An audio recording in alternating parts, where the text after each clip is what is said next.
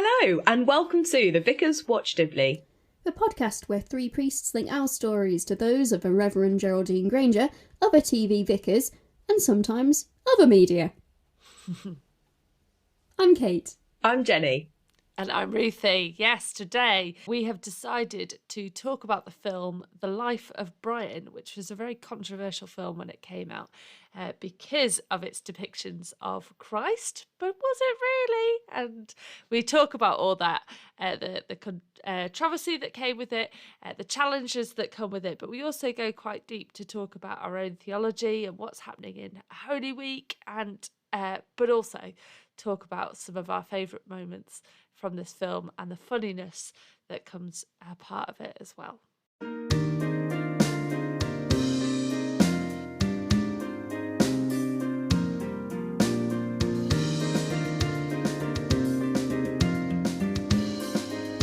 Hello everyone! Hello! How are we all doing? Okay. Good.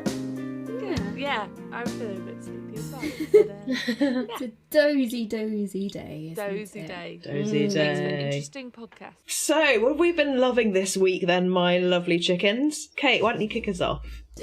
Okay.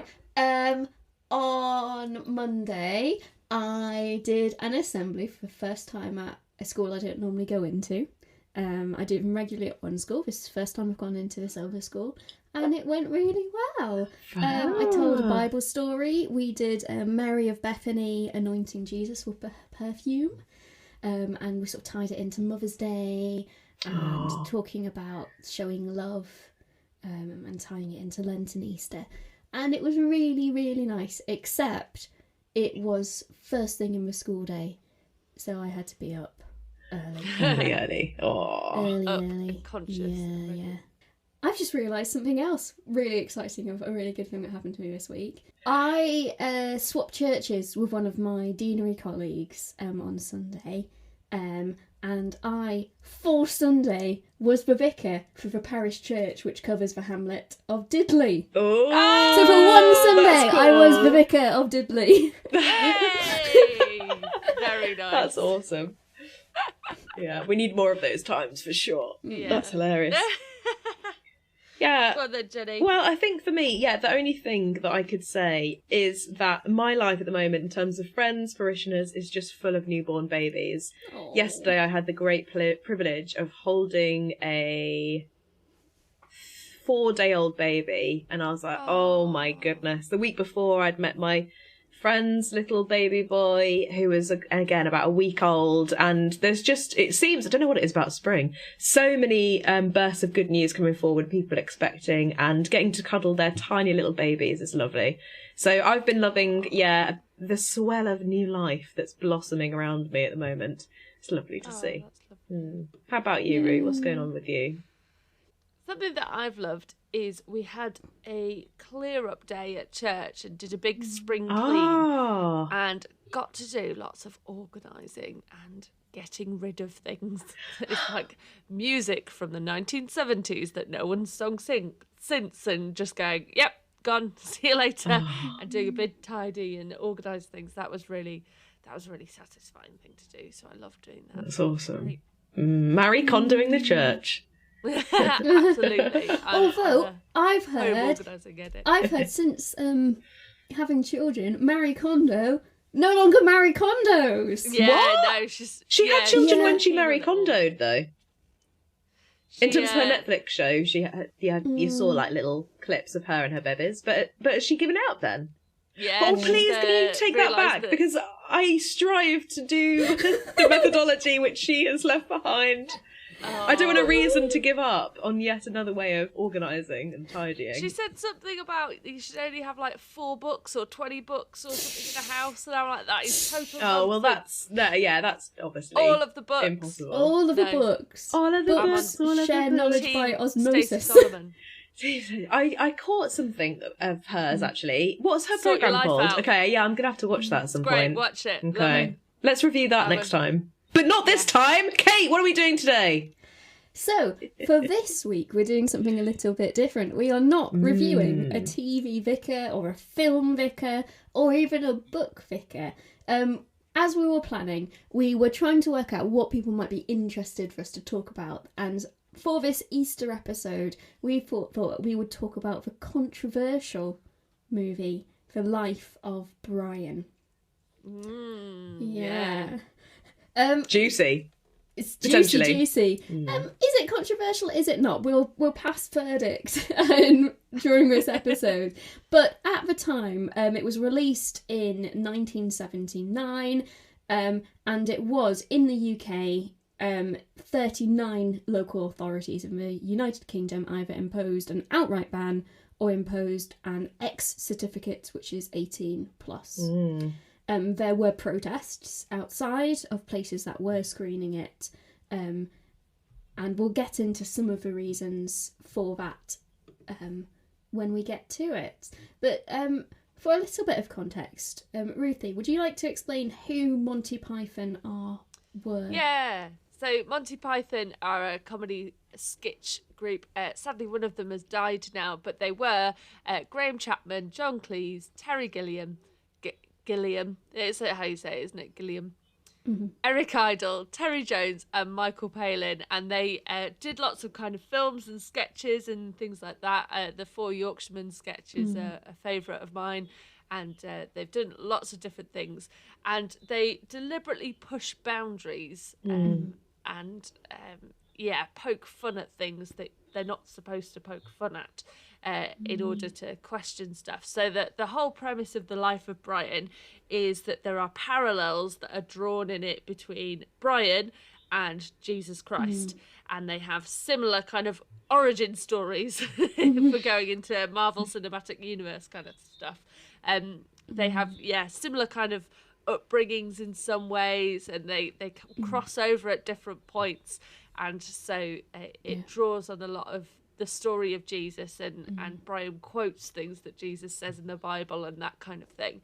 And so it annoyed a few people.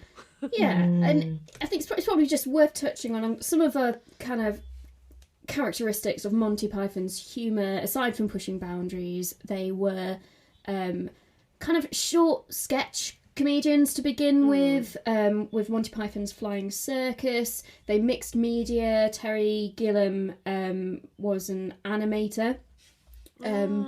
They were generally quite raunchy. They could be quite silly. So you got Ministry of Funny Walks, with lots of silly walks, with kind of physical humour and absurdist. But they could also be really, really clever. They emerged out of Footlights in Cambridge. So they had lots of kind of multi-dimensions to what they were doing. And, they were sort of pop culture icons as well. In my family, it's very well known that my mum had a crush on Michael Palin. Oh, really? And he went on to do these travel shows, which, we would all sit down and we'd watch one of Mum's Michaels. She also liked another Michael who did history programmes, whose name I forget. But, That's absolutely hilarious. I'm just... Does she still have a crush on him? I don't know. I'm just Google imaging this Michael Palin. I know, sorry, I'm not very cultural. He's the pretty one. Yeah, he's an all right looking chap, I'd say. Well done, Kate's mum. It wears a lot of crushed raspberry trousers and bright jackets. At the time, he was the too pretty clean one. for me. Oh, he's been knighted. He's Sir he? Michael Palin. Oh, there we go. Oh, there you go. Wow. So they have an interesting history, and some of them now have interesting opinions. But we're not going to focus on that.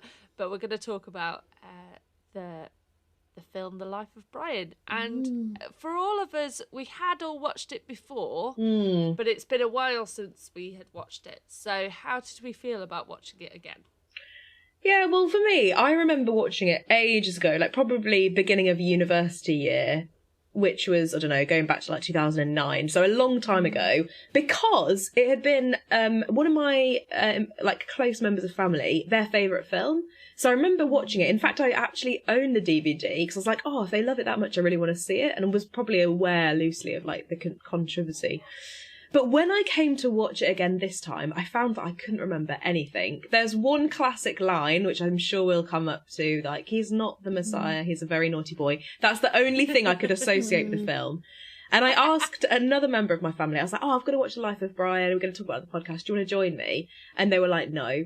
Like, absolutely hardcore no. I don't like it. I don't want to associate myself with it. I don't want to see it. Like, I find it really offensive. Wow. Which, because I couldn't really remember it, I sat down and I was like pressing play on the DVD and I was like, I feel a bit nervous. So I was like, hey, Jesus, will you come and watch it with me? Because I don't want to ever do anything that, like, offends your holiness. And I don't know how I'm going to feel and what I'm going to think of it. And so I was really nervous, if I'm honest. And that was quickly changed, which I'll maybe come on to. But yeah, I was nervous to watch it again. I didn't make popcorn, let's put it like that. How about you, Kate? How did you feel watching it again? Yeah, so I watched it a few times. I went through a really big Monty Python phase. I watched to the point where I knew Monty Python's Holy Grail pretty much off by heart. Yeah. Great one. Including some of the Shakespearean subtitles for people who didn't actually want to watch a movie. Like, that's the level I was in. And I remember the first time I watched Life of Brian, like, I didn't get the hype about why it was so controversial.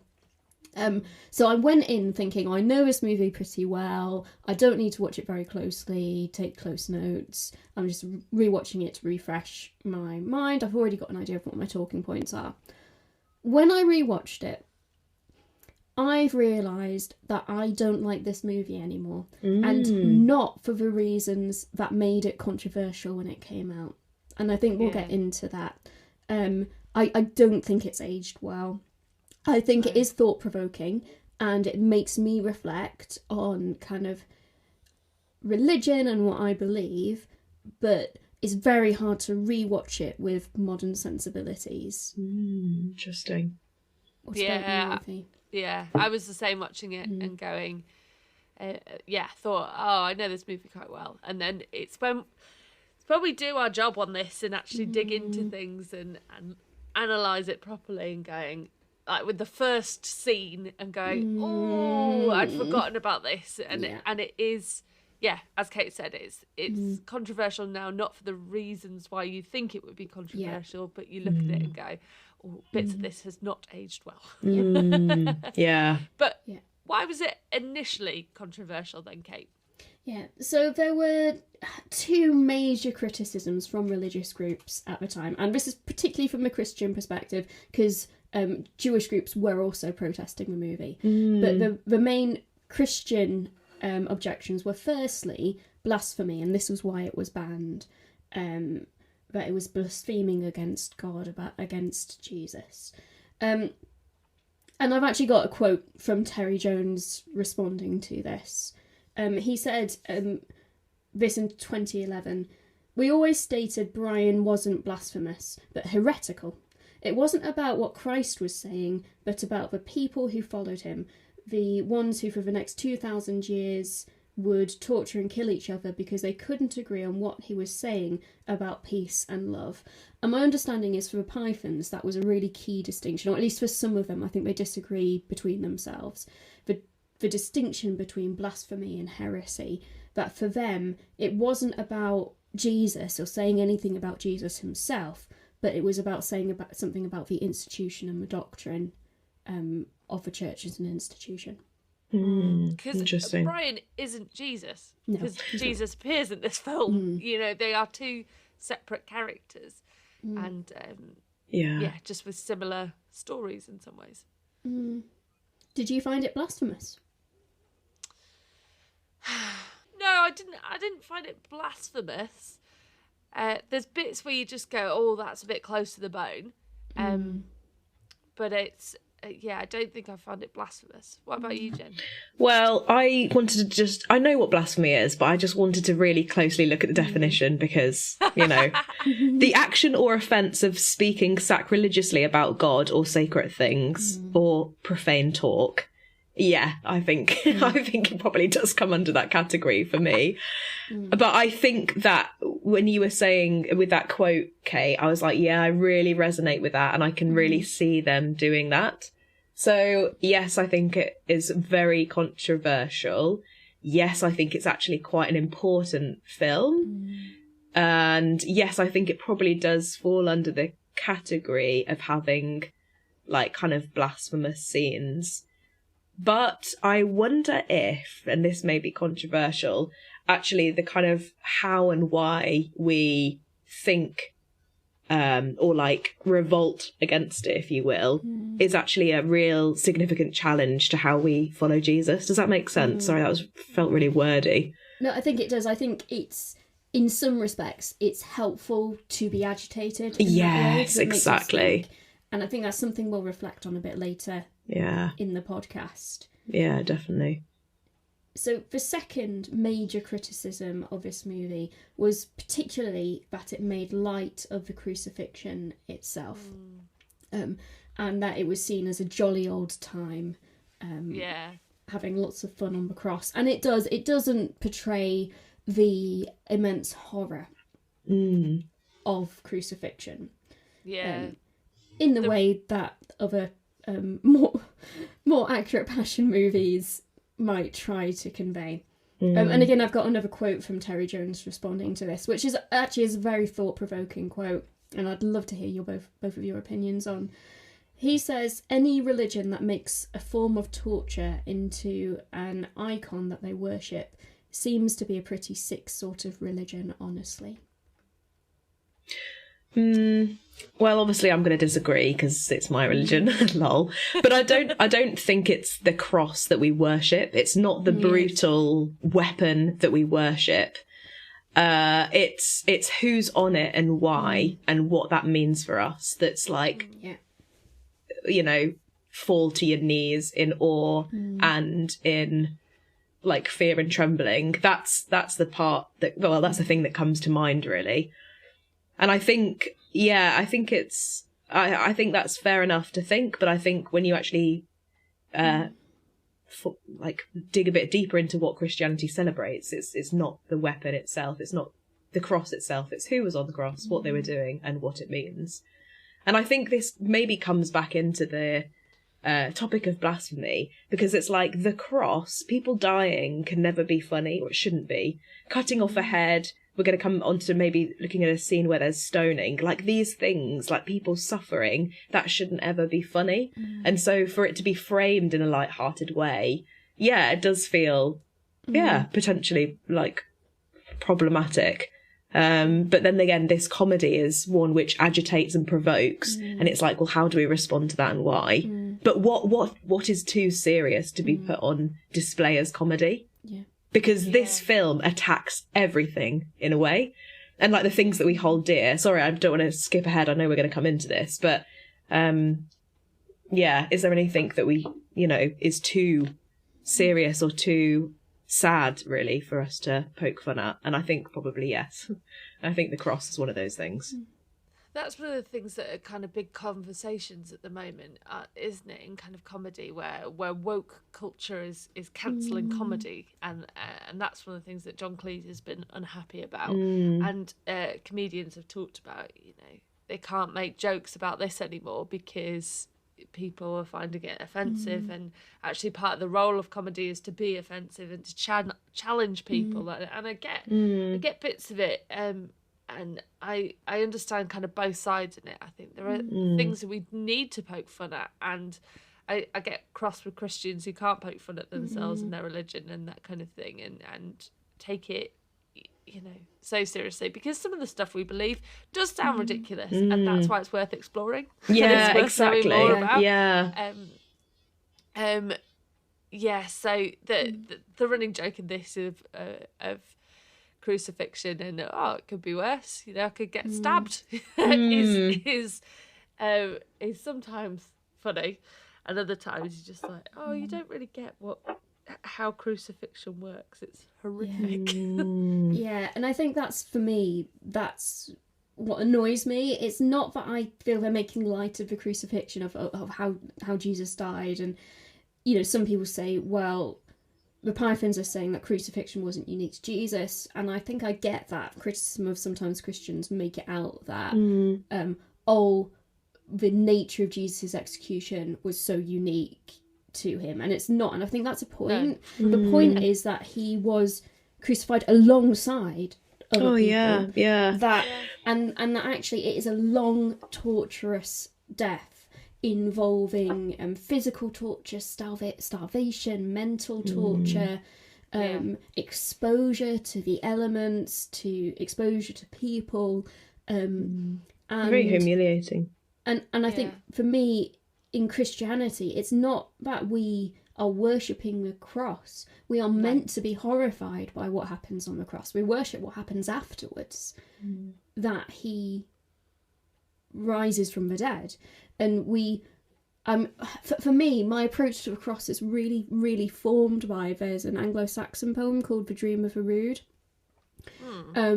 And it talks about the duality of a cross, so how the cross kind of moves between two aspects. You have the tragedy and the horror, and it gives you this image of a blood-stained tree, and it has that. It talks about it's a dream, and he says how this image flickers with a gem-encrusted cross, and you know, you look at the gems, and underneath you see this horror, and you look at the horror and you see the gems, and it's this duality of triumph, because what occurred on the cross was a triumph of God's love as a demonstration that we are free from sin and death, but also it was horrific, and it describes Jesus as a hero, because I think anyone who goes to that sort of death, especially doing that willingly,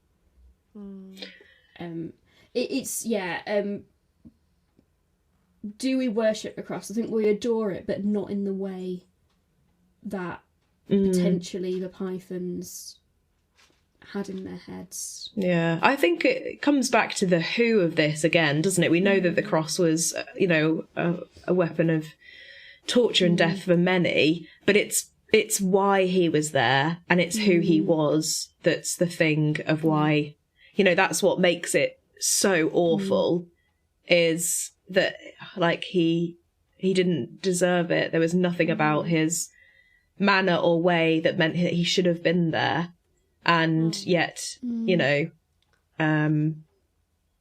did it willingly, which is just, I think it takes a whole lifetime to wrap your head around, really. And I know obviously the different theologies, but that's that with today being Good Friday, that's the thing that's most haunting, is that it's him on the cross. Yeah. It's like the Son of God. It's like God's self, like wrapped in flesh, who's there. It's the one who like literally healed people and walked among them and brings life to them with like using his own hands and his spit. It's the one who like picked up children and blessed them, who like did no evil. Like, it's the one who like saw the world come into being, and we did that to him. Do you know what I mean? It's the cross is well used, and not to to lessen the horrifyingness of it, but the greatest horror is that it's him that's on it. I think you've just written your Good Friday sermon there, Jenny.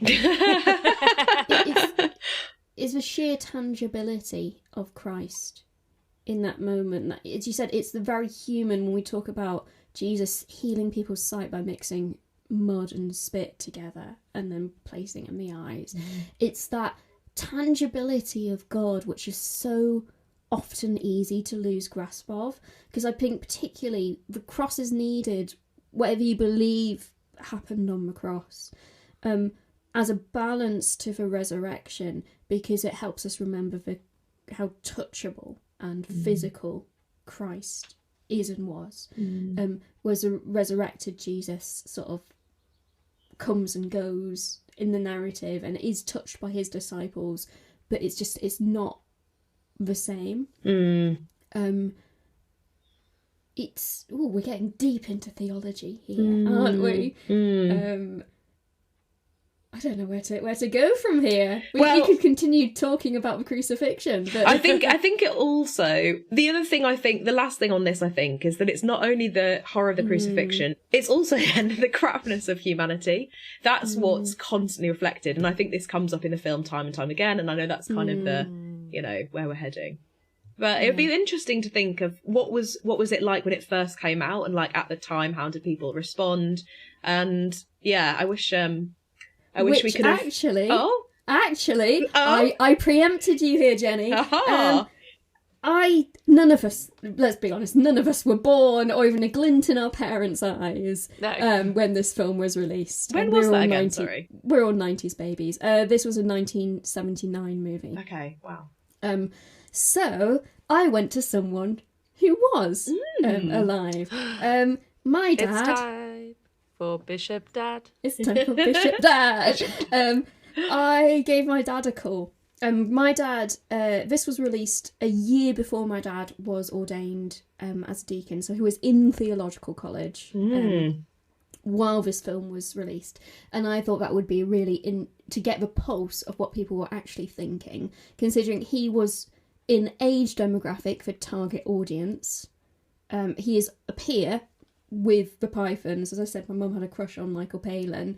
They're of the same age, of the same generation. So I asked my dad what he remembers about it. And it's not a long quote, but I've got a quote from him. This is what he said.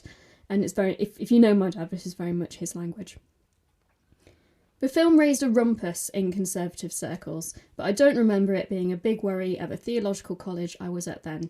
Its irreverence was funny, and to be honest, a bit silly, but not worrying or threatening. There's a famous graffito of about the year 200 in Rome of an ass on a cross saying, Alexamenos worships God. Folk have always poked fun at Christianity since early times. They always will. Really cool. Like that. Thanks, Bishop Dad. Yeah. So I think very much we've got to remember that just as now there are things that really rile up the loud voices and the conservative voices or impassioned voices, this as well, maybe because we're looking at it historically and the response to it and the objections, they seem really loud. It's really hard to know how widespread that was, but at least for my dad and his peers at theological college, it was just a funny movie. Interesting. Yeah. So we've talked about why it was seen as offensive then. Watching it now, what did we actually find offensive / probable? Can I just say, listeners, as well, we will get onto the bits we find funny, because there are bits of this film that we genuinely, I was laughing at, but we're getting the kind of the heavy stuff out of the way. The heavy stuff out the way so we can focus on the jokes. Yeah. So immediately when you first see it, it's you get John Cleese in blackface. It wasn't. No, it was Michael Palin, wasn't it? No, one of them is in blackface. So he's wearing a veil, so you don't really know which one it is. But he's in blackface, and that's a big no. Yeah. It's all of the things that we find difficult with this is because it's comedy from a certain time and therefore it's aged badly. And the things that maybe we're just too woke, ladies, but the things that was used to play off as humour then is now like, that's not cool anymore. We're not doing that. So another big thing is bits of it are very anti-Semitic. That's one thing which really I kind of went in when I was preparing thinking this is one of the things I wanted to talk about, and I tried to do research to see if there was much discourse about this, so I don't know if we're being oversensitive, but there's quite a lot of language uses insults to the supposedly Jewish characters, which I would think are quite anti-Semitic, calling them big nose, which plays a lot into as well. certain stereotypes and ways that they're describing the ethnicity. And I think as well, one thing I found really difficult, I know it's part of Monty Python that for their less attractive female characters. So attractive female characters who I'll cast a pretty woman for. Pretty much all their other female characters they themselves play in drag, and they put on funny voices. I think for me, I found it really problematic that the core older female figure of this movie, Brian's mum, was played in such a way that it felt like a very negative depiction of older Jewish women. Maybe that's me being oversensitive and overreading into it. And again, I know that that's a core feature of Python's comedy, but it just felt uncomfortable to a modern eye. And if you didn't know that that was something they did, you know, where they all dressed up as grannies for a skit or whatever, and it's only the very attractive women, which is problematic, to say the least. Only the attractive women get played by women in their comedy. Yeah. Yeah. Yeah. There's and there's other things that happen as well, and one of the things that is mentioned quite a lot are speech and language impediments too, and which isn't good, but it's maybe I'm just a terrible person, but one of my favourite scenes from this relies on the speech and language impediments as part of it. Yeah. So it's that's not cool either. Yeah, and there's also one of their kind of mini skits with their people's front of Judea, which Don't get it wrong. The PJF, People's Judean Front, whichever one it is. The first time we meet them, there's a character who's introduced as Stan, who says actually they want to be Loretta and have babies. And it's interesting because you've got one character who's very, very vocally against it and kind of diminishing that desire. Yeah. And you've got another character who's saying, you know, why don't we just accept it? But, yeah, again, to the modern ear, that feels a bit transphobic. I don't know. Again, are we being oversensitive? And it's the same comedy, isn't it? It's poking fun at every kind of people group and... But is it every kind of people group? Or does it start to add up that it feels like it's mostly the minorities are being poked fun at? And they do poke fun at the Romans quite a lot, so maybe not. I feel like... I'm trying to think of anyone who isn't poked fun at in this film. Well, they don't poke fun at themselves. They poke fun at the people they're playing, but they don't poke fun at educated white cis men. But there aren't any in those times, in those films. But the Praise actors the Lord. themselves Just are. kidding. But the actors themselves are, and they are portraying these minority groups. But to my best research, although I had in my head that maybe one of the Pythons was themselves Jewish and had brought that perspective, I couldn't find that out. So it's that complex discourse about how comedy has changed and how our sensibilities have changed. Yeah. So bearing all that in mind and all the controversy that came with it and the things that we watched it and went, oh no, that's not great now. What bits of it did we love? Well, thinking of things that we loved, I'm going to come back to, I think I referenced it earlier, like that nativity scene, that first opening scene. So let me just pitch it. If you haven't seen this film ever or in a long time, what happens is you see the Magi, or the kind of just like the image of the three wise men travelling afar to find the birthplace of this holy child. You know the Christmas story. They see a star in the sky and they think, oh, we got to go worship him, find out what's going on here. And they enter into the home of what we believe to be Mary and Jesus, and there's some kind of funny dialogue going on. In fact, but also some awkwardness as well, as we've previously talked about. They bring gifts, and the mother's going, what on earth have you bought him this for? Like, there's a whole dialogue, and, you know, and then basically what happens is, eventually she receives the gifts, they worship this baby, who is named Brian, and then they leave. But then 10 seconds later, they storm back in. They take back all the three gifts of gold, frankincense and myrrh. And they rush out of her home, and you see in front of them a stable where it's depicted that there's Mary, Joseph, Jesus, and there's like a glow, like of a halo around them. And so right from the beginning, you get the whole, it wasn't like Jesus, so it wasn't supposed to be Mary and Jesus. It was Brian and Brian's mum, and off they go to the real Jesus. Yeah. I thought that was really clever, because for me that felt honouring to the truth, whilst also really funny in terms of them getting, mistaking Jesus for Brian, and just the comedy of, that kind of opening scene. I did actually enjoy that. I thought that was really funny. I lolled. I proper laughed out loud. So, yeah, Brian's mum asked what star sign he is and that kind of thing. Yeah, exactly. Yeah. Yeah, it's a really clever way of establishing that core dialogue, which is he's not Jesus. He's mistaken identity. He's just someone in very similar circumstances. Yeah, he's the baby next door. Mistaken identity, which is actually a really compelling story to think about. Those people who are on the edge and kind of next door to the heroes of the story. Yeah. So yeah, that's one really good scene. There's so many. One I really enjoyed, or really got me thinking. It's one of the lesser known skits in this movie, and it's the ex-leper skit.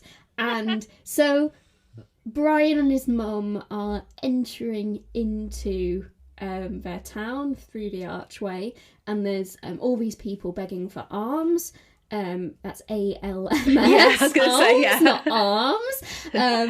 And one of his men looks suspiciously healthy and buff, and it's Michael Palin. Our beautiful boy. I think he's not even my favourite Palin. I think Eric Idle is my favourite, but I'm sure my mum enjoyed that scene. Anyway, he starts. He's hopping and following after Brian and his mum, and trying to get Brian to give him some money, and he eventually tells his story, which is that he was healed. He's an ex-leper, and he was healed, and that Jesus of Nazareth healed him, and it's destroyed his livelihood and his income.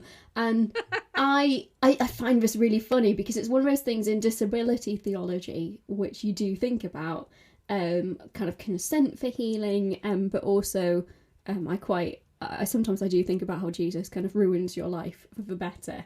And sometimes in Jesus' miracles, like with the casting out of Legion, you worry about the livelihood of the person who owns the herd of pigs.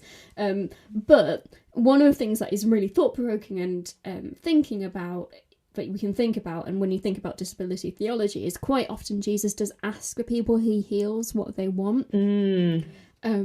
And it's actually a really great conversation starter to think about, what do people need, and is healing necessarily for physical healing, or is, I think often Jesus always includes social healing, psychological healing, spiritual healing as part of it all, and the point of when people with leprosy or any other disability in those times was healed is because by having those disabilities or differences, it meant that they couldn't fully participate in society.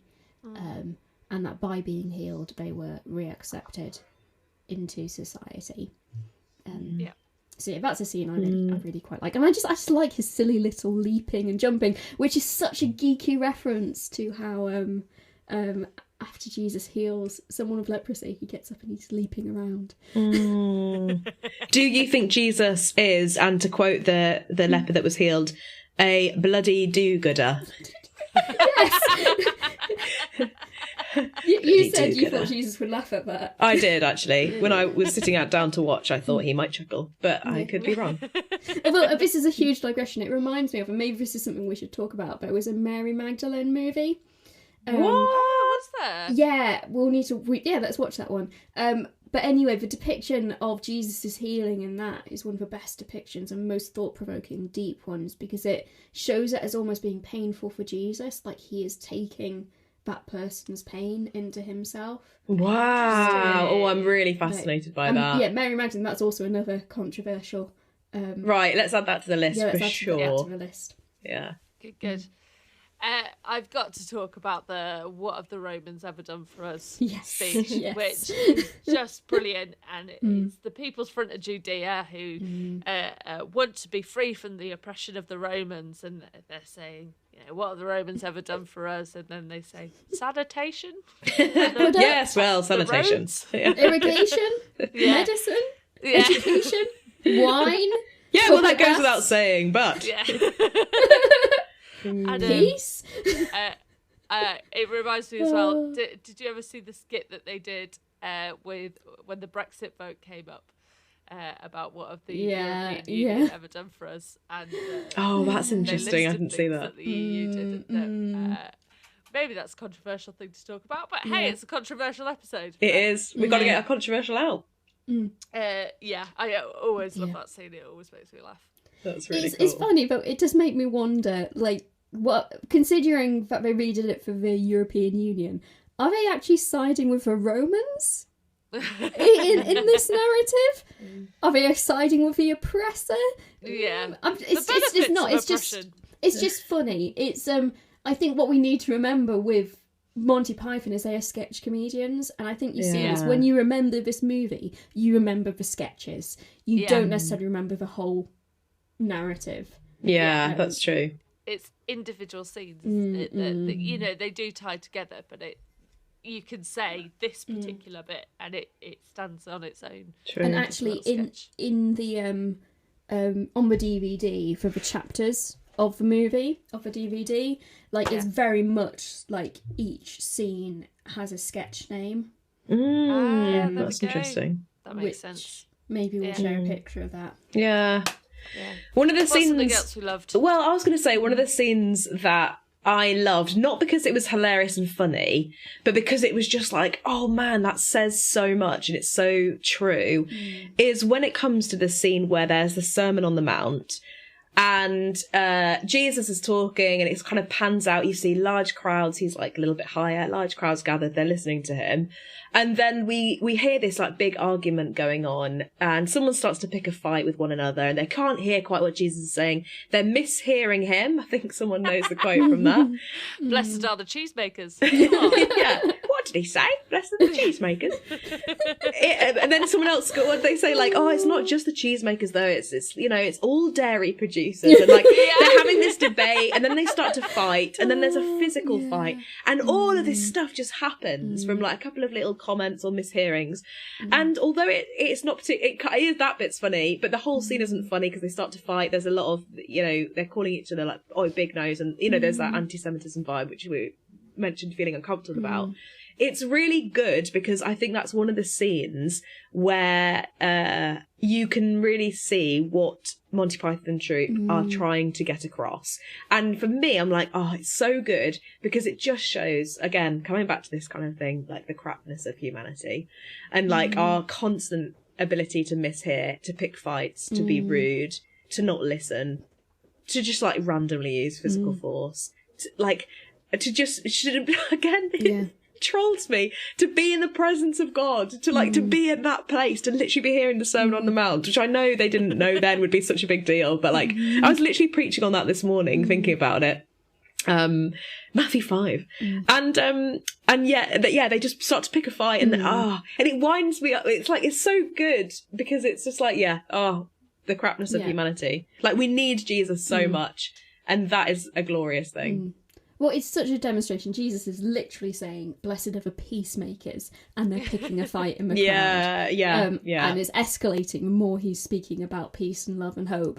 And Jesus is portrayed actually so seriously. Yes, I did like that. So calmly, Jesus is doing his Jesus thing teaching. Yeah. And then we pan down right to the back of the crowd. There's Brian and his mum, and then the people near him. And they're picking fights with each other. Yeah, and Brian's mum's like, "Come on, let's go and see the stoning. That's way more fun." Do you know what I mean? It's just it's crazy, and the pooness of humanity. Bringing it back to Dibley, the Sermon on the Ooh. Mount is the Yeah. reason that Geraldine decides to go be a vicar, isn't it? It is, That's yeah. what she says in her Yeah. first sermon. Yeah. So, That's true. Yeah. Okay. Oh, nice link there. There thank we you. go. So another scene I really love is the Romans Go Home sketch. So Yes.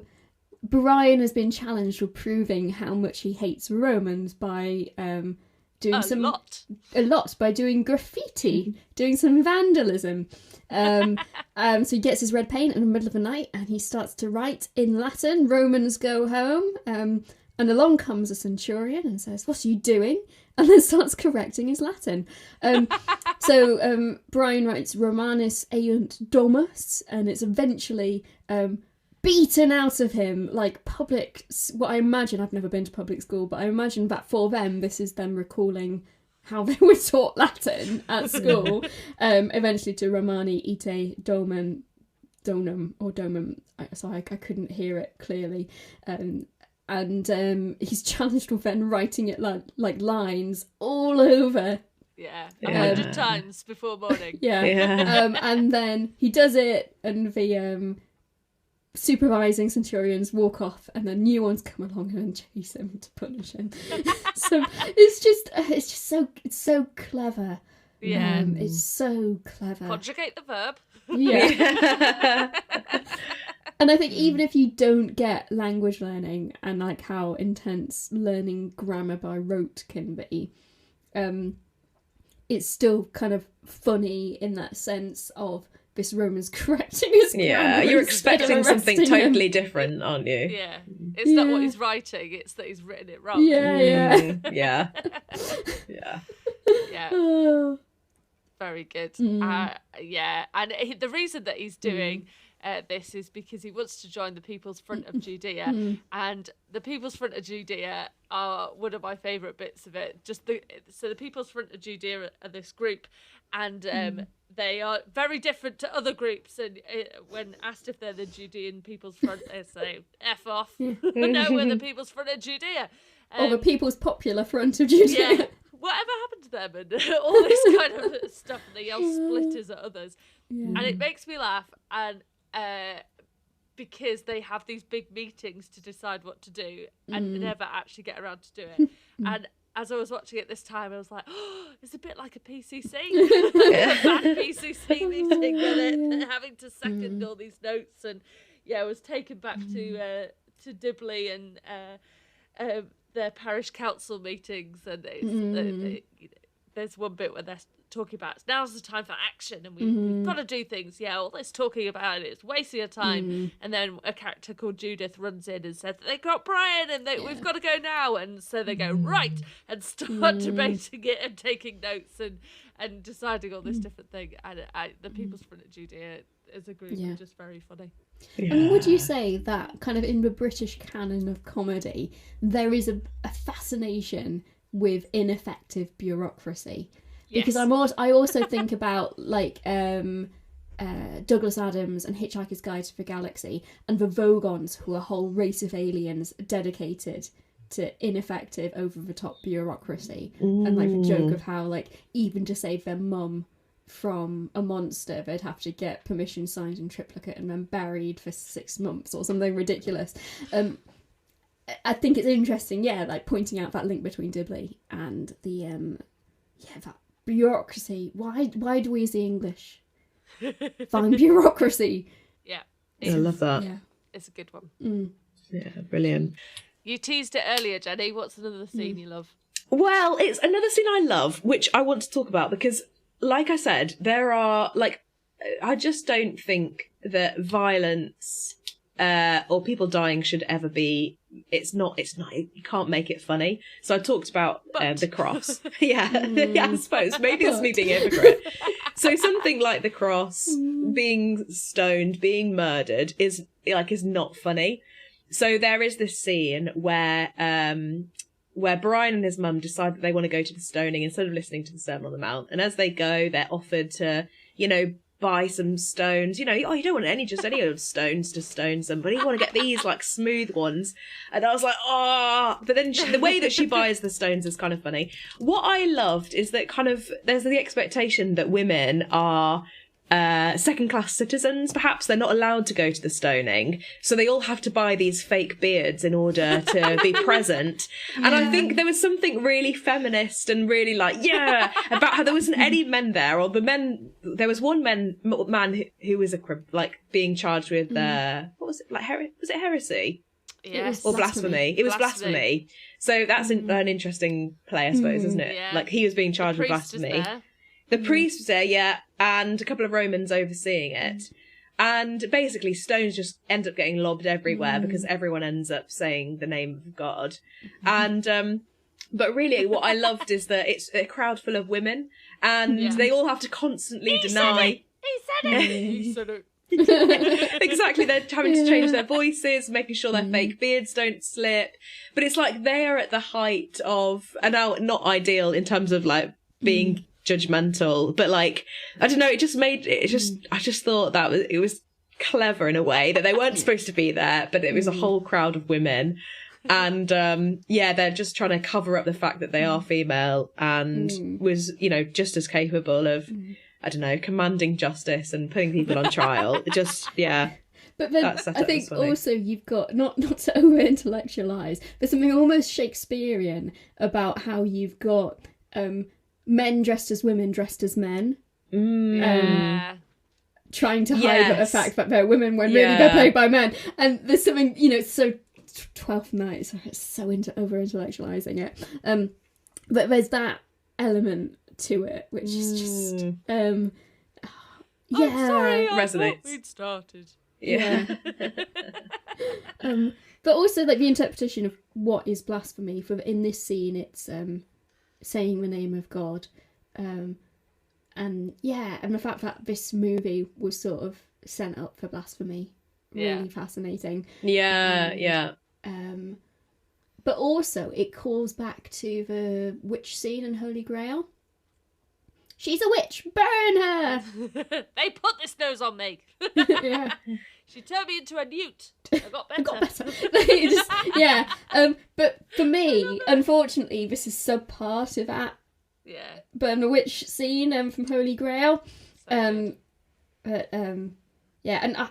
another scene I love, which we didn't plan, but I have to say, just because it took me so much by surprise, because I just didn't remember it. And that's when Brian gets abducted by aliens.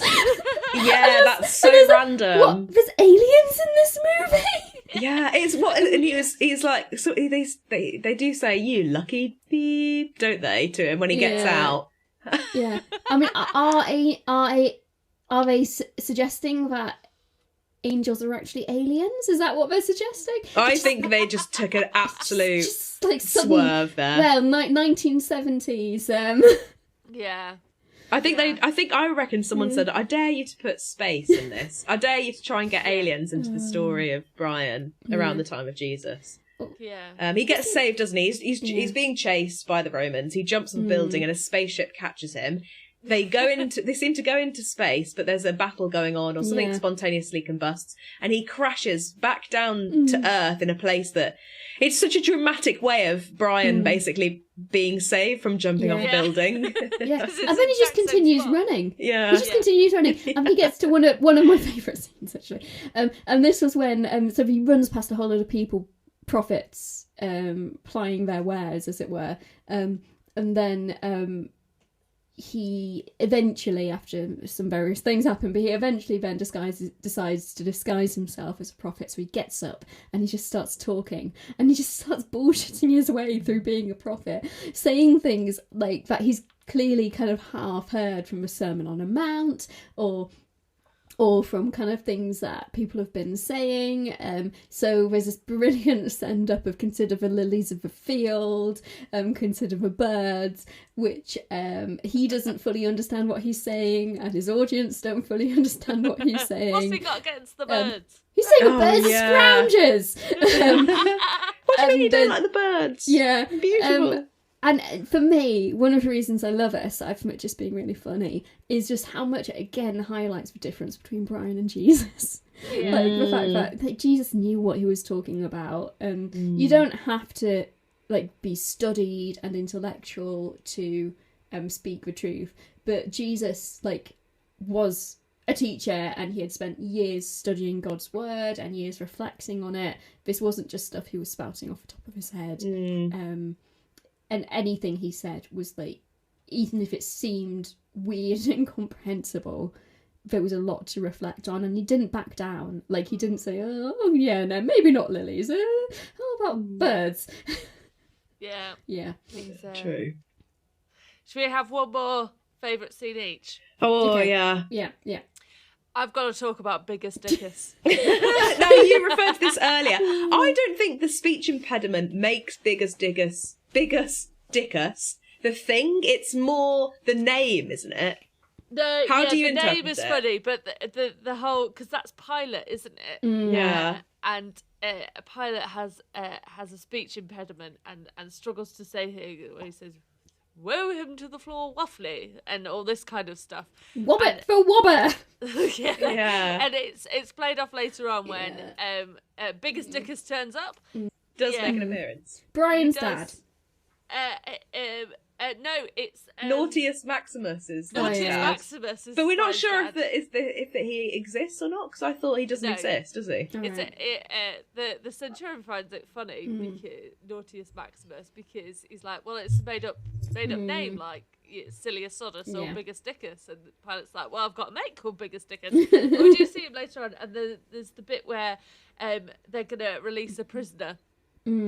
And clearly the crowd outside know about Pilate's speech impediment, so they're asking to release Roger and release Roderick. So it'll go, release Roger, and all this kind of thing. And then it turns out Biggest Dickus also has a speech impediment, so he can't, there's Thiliothodeth and all this kind of thing. And so the whole crowd's rolling about with laughter at the end. And they are literally as well. It's Yeah, they're on the floor. Yeah. And until we get release Brian.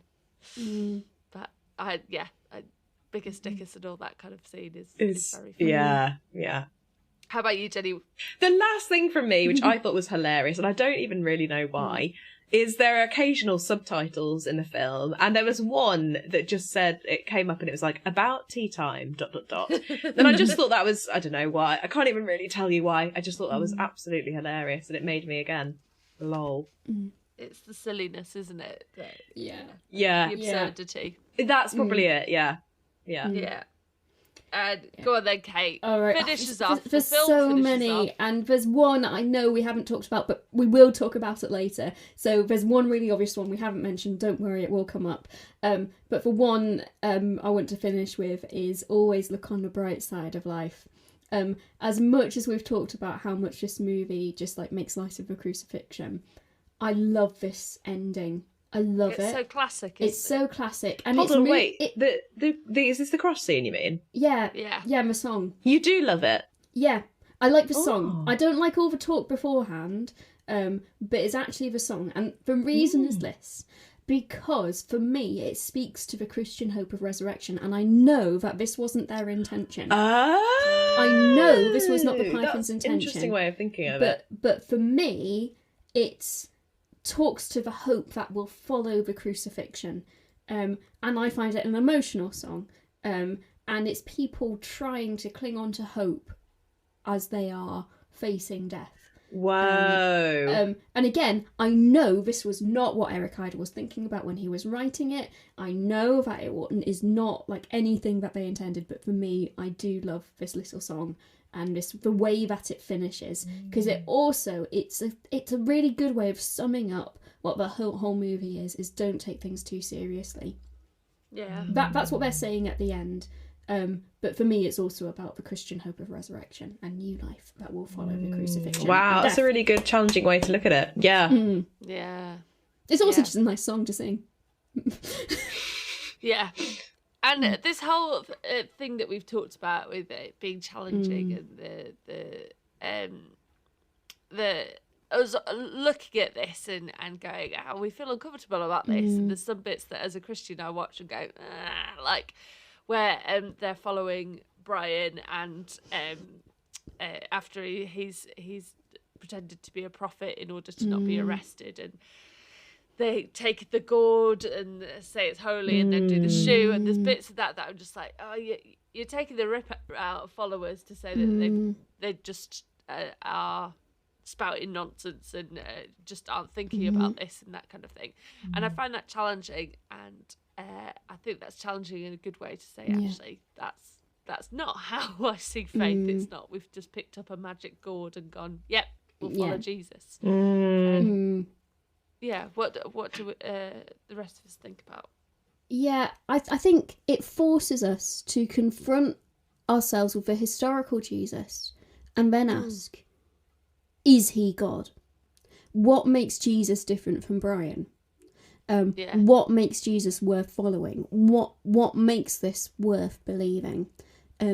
Because if we just believe that Jesus was a good person, he was just a prophet, he was an historical person, but that actually everything else was hysteria and exaggeration. Yeah, like it forces you to reflect and confront yourself and think, what do I actually believe, and what is important. And for me, actually, what this movie does is it highlights the divinity of Jesus and the uniqueness of Jesus in contrast to others Brian. who might be mistaken. In contrast to Brian, as his counterpart. So actually, this movie has made me believe in Jesus more.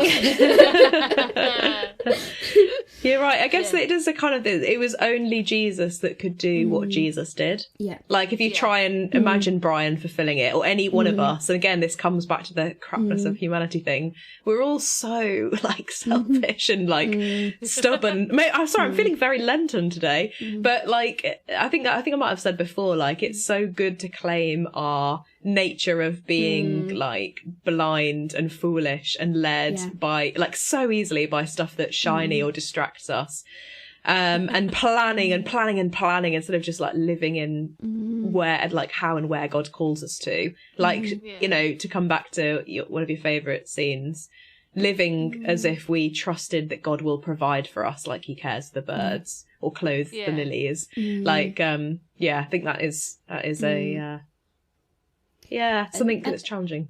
And the fact that it's... we know from historical accounts that, you know, there were miracle workers at the time of Jesus, there were healers, there were teachers, but that everything is contained in this one person plus more. Yeah. But then there's... Christ. Yeah, in Jesus Christ. But then there's the hypocrisy challenge as well. Is if we believe, therefore, that Jesus was true and right and was God, are we taking what he taught seriously? When he says, blessed are the peacemakers, are we being peacemakers? So, you know, I think it's a valid challenge. I think there's so much infighting among Christians, just among Christians. Like, even this, in the last 12 months, like, there's been so much infighting.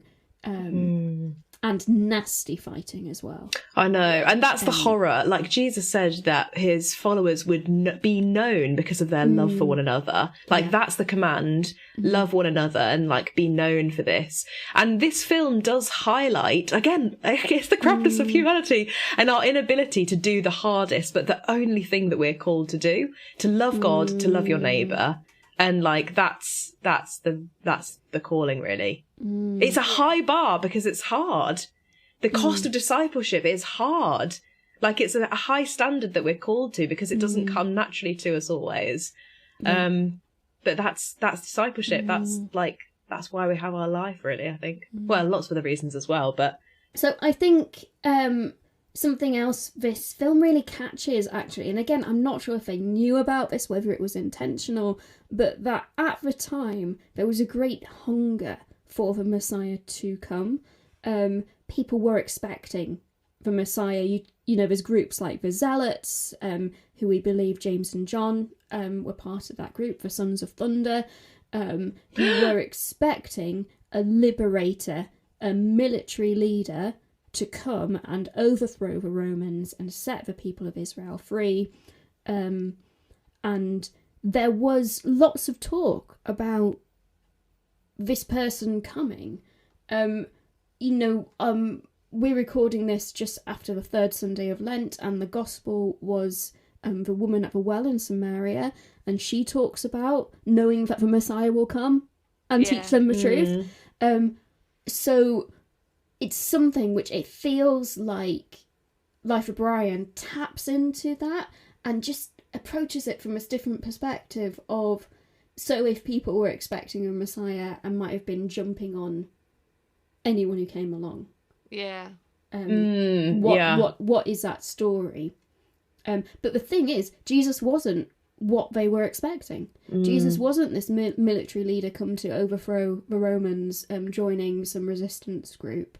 He was seen as a threat to the authorities, but he didn't actually lead some great resistance. What he did was he preached love and peace and transformation of the life for everyone to be part of this kingdom of God which was breaking through. Yeah, throws open the doors to being inclusive of everyone, which then obviously continues as the early church develops. Yeah. And that's why I think people are like, what about the way Jesus comes? Because he sits with the people that everyone's saying you shouldn't be with them. Don't you know that they're dirty? Don't you know that they're filthy? And then there's that wonderful line, isn't there? Like, it's not the healthy who need a doctor, it's the sick. And again, coming back to the crapness of humanity, it's the joy. It's our joy because we're like, yes, Lord, like we need you every hour of every day. Why do I keep on hammering this same point home? I don't know. I'm obsessed, guys. I'm absolutely obsessed. Because we are at Eastertide, and we are thinking about the redemption of humanity through Jesus Christ on the cross and and revealed in the resurrection. And for me, that's one of the key things that this movie brings me to, because it's not there. And the movie ends because Brian is not Jesus. Tragically, Brian is crucified, as made a martyr for the people's front of Judea, and Jesus was arrested and executed, and abandoned by his friends and followers, except for a very few who then stayed with him for those hours upon hours at the cross with him, to his last. But it didn't end there. And actually, there were those great moments of his final breaths and his final words, and the temple curtain tearing, and the great signs and wonders of the sun being blocked out. But then Jesus didn't stay dead, and it's then that the rumours of new life, the controversy of this new faith, which, is it a cult? Is it a subsect of Judaism? Is it? It's weird and it's strange and it's odd to believe in, and you have to make such a leap of faith to say, you know what? I know it's weird. It's weird to say that someone came back from the dead, and we're not talking about zombies. We're not talking about science fiction. We are talking about God who came among us and died and rose again and defeated death and sin and shame and guilt, also that we might live life in its fullness and live life eternally, because we believe in a love that lasts beyond death and a hope that endures through all things. And Jesus Christ is the Son of God, and he is God with us and in us, living with us even now, revealed in truth and love and in the kingdom of God in our lives today. Amen. Amen. I was going to say, Jenny's done her Good Friday sermon and Kate's just delivered her Easter. So, in fact, shall we bring it back to Holy Week? Because we're recording this before Holy Week. What are some of our highlights of Holy Week? What do we enjoy doing as, thinking about our role as vicars, and what kind of things will we be getting up to, and what do we like doing about Holy Week? What do we find challenging? That kind of thing. Yeah, sure. I think if this is your first time walking through Holy Week, or you are someone who's exploring vocation or training or in ministry, or just a Christian, really, it can be a really emotionally draining time. It can be very spiritually nourishing, and like it's a time of continuing from Lent, a time of preparation and wilderness, and it can feel really hard going. So I think my kind of recommendation would be just to give yourself space and time. Do the things that energize you spiritually, like walk and talk with Jesus, like pray, journal, whatever it is you need to do to kind of process the stuff that happens this week, because it is huge. I'm sort of saying that to remind myself for this when I listen back on Good Friday. I think I love Holy Week. It is the high point of my year in terms of like intense, like, yeah, just gratitude, really. I love Maundy Thursday, so the festival that we would have had yesterday. Jesus washes his disciples' feet and he celebrates the Passover with them. And it's the last time in our church, or in most churches, that we receive Holy Communion until Easter Sunday, very early in the morning. For some, it's very late Saturday night. And I love that service because it encaptures everything: the service, the humility of Jesus, his generosity, his great love. And, that people come to the altar, they're fed. And then in our church and many churches, we have like the stripping of the church in its entirety, the stripping of the altar, and then the gospel of the watch. What that is, Jenny? Yeah. So the stripping is kind of like everything that can be is taken away. So the crosses are taken down or covered. Statues of like Mary or anything that kind of is any iconography or anything that kind of is a symbol of glory or what we believe is taken away. The cloths on the altar, so like the strips of linen that are on the tables in churches, are taken away. Everything is covered up and removed, and the aim is that the church looks barren and bare, and it kind of symbolises and meets us in our own kind of watching and waiting, for we know what is to come. And obviously Good Friday, that is Jesus's arrest and then his being put to death on the cross. And after, we've had the stripping of the altar, the church is bare, the lights are dimmed. We then have the gospel of the watch. Jesus says to his disciples, like, watch and wait with me. Will you watch and wait while I pray? And you may be familiar with the story that they can't do this, they fall asleep. And we kind of live this again on Maundy Thursday. We watch and wait in the darkness and the stillness after listening to that gospel reading before we're sent out into silence. And it's such a moving time. And I guess good preparation for, what's to come today and hopefully for the weekend as well with Easter. Yeah. What about you, Kate? What do you enjoy about Holy Week? So for me, Holy Week is one of those times in the year where the barrier of history becomes thin. So it's one of those times where we are reliving with those first followers of Jesus, that last week of Jesus's life, and it is real for us, or as real as we want it to be in terms of engaging with those emotions. It is one of the most emotionally involved weeks of our faith. Midnight Mass is one of them, but Holy Week is across the whole week. And we have it day by day, what we are reflecting on and reliving on those moments of Jesus's life, those final interactions, those final encounters, beginning with Palm Sunday, and I think particularly in this more rural area, and actually doing a procession of the palms. Maybe this year we'll get a donkey, I don't know. I love Palm Sunday. It's a triumph of Palm Sunday. Then moving through the rest of the week. This year, I'm preparing Messy Church at Home activity bags to give out to some of the families who are involved with Messy Church. So I'm inviting them in. It's inviting people into Holy Week for me as much as it is engaging with it myself. I'm always quite emotionally vulnerable in Holy Week because for whatever reason we've had family deaths around Holy Week before. We had one of my grandparents' funerals on Maundy Thursday one year.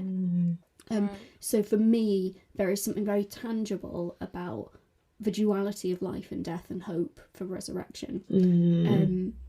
And on Maundy Thursday, I mean, you're really, when you're in ministry, you are subservient to the desires of your churches. So we're not doing as much as I have in previous years at other churches, but we're having an agape bring and share supper on Maundy Thursday. So we are reliving the Last Supper. It's not a Passover, which we won't get into, but it's a Last Supper. And I think we will finish with the kind of invitation to pray and keep watch. And I really love the Teze chant, stay with me, remain here with me, watch and pray. It kind of always is in a loop in my head during Holy Week. Good Friday. Last year I did 3 hours at the cross. No one came except the church warden and one other person. I'm only doing the last hour at the cross in one of my churches this year, but another church, someone has said that they're going to keep the 3 hours and have the church open. I'm thinking I might pop around all 5 of my churches and try and pray in each one across the 3 hours. Some places do they do walks of witness. They carry the cross with Jesus through their communities. Holy Saturday, we actually had a wedding request come in, and for the first time ever I said no to a date, because for me we cannot. No, I don't think you're legally not allowed to. Legally, you're not allowed to in terms of a church. Some people bend the rules, but I just couldn't, because the church is in mourning for that day. Or decorating the church practically for Easter morning. I'm really looking forward to my dawn service. Shock horror, I hate getting up in the morning. I did it last year for the first time, leading a dawn service in my most rural church. And as we did it outside with a fire pit, and as we were singing the Song of Resurrection, the birds joined in.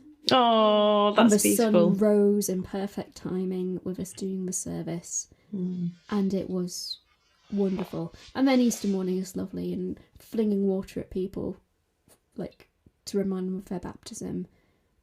Bringing light and life and candles and hope. And chocolate. And chocolate. So I just took us all through Holy Week there, because for me, it's about the whole journey. I was going to say, yeah, absolutely, it is. Anything for you, Ruth, you're looking forward to? It's a week of massive ups and downs, and you have to do that well. So you can't just be all like, yay, hooray, it's Easter, without going through the pain and the desperation and the lack of hope of Good Friday. And so I enjoy that kind of shift in tones. And I think I would encourage people, if you haven't done anything with Holy Week so far this week, and you're listening to this on Good Friday, just spend some time, maybe read the story in the Bible about when Jesus dies on the cross. It's in all of the Gospels, so find a version and have a read through, and just spend some time in the darkness, in order that the light is so much brighter on Easter Sunday. And enjoy many chocolate eggs if you can. Easter's just it's a great thing to do. And I want to share this one memory of when I was a teenager, and me and my friends kept an Easter vigil, and then we decided to walk to see the sunrise through Carlisle, which was where we were all living at the time. And as we were walking through the park and the sun was rising, we just started spontaneously singing "God's Not Dead, He's Risen, Jesus is Alive," in harmony, because we were in a worship band together, of course. But just singing, proclaiming the risen Christ in this new day. Beautiful. There's nothing like it. To sum up what we've gone through today, I think we would say it's worth watching something like The Life of Brian, or something that's controversial, to question it and go, why do we find this awkward or different, or why do we find this challenging? So do have a watch of that and have a think and reflect on it. But also to say, do you know what? Get involved with some of the Easter stuff that's going on. Have a read of the Easter story and explore what that might mean, because Jesus, he's not a naughty boy. He is the Messiah. Yes, amen. Yes.